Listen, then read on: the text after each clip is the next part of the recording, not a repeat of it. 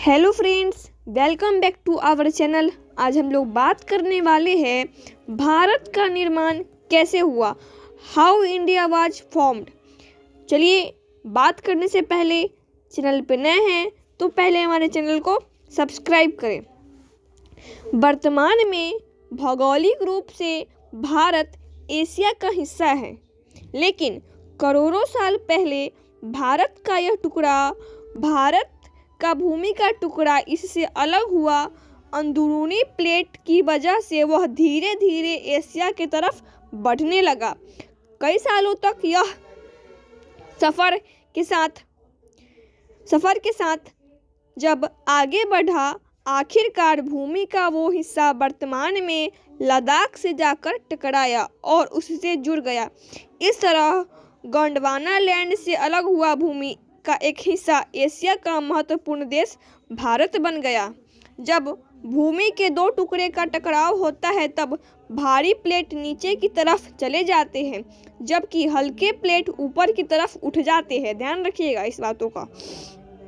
फिर से मैं एक बार बताती हूँ। जब भारी प्लेट नीचे की तरफ चले जाते हैं, जब भूमि के दो टुकड़े टकराते हैं तब भारी प्लेट नीचे की तरफ जाते हैं और हल्के प्लेट नीचे ऊपर के तरफ आते हैं। लद्दाख की भूमि से भारत के टकराव की वजह से ही विशाल पहाड़ हिमालय और माउंट एवरेस्ट का निर्माण हुआ, जो आज पर्यटन का मुख्य केंद्र बन चुके हैं। अगर आपको लगता है कि यह प्रक्रिया कुछ सालों में पूरी होगी तो आप बिल्कुल गलत हैं, क्योंकि धरती को अपना ये रूप और आकार लेने में लाखों करोड़ों साल का लंबा समय लगा है।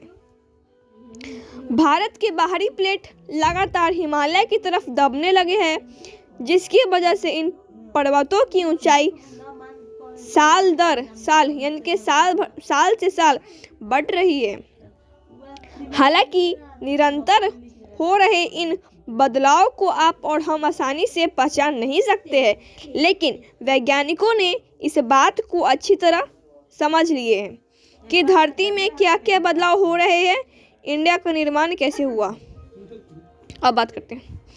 हालांकि जिस तरह बदलते समय के साथ धरती पर कई तरह के बदलाव आए हैं, उसी तरह विभिन्न देशों का भौगोलिक निर्माण हुआ।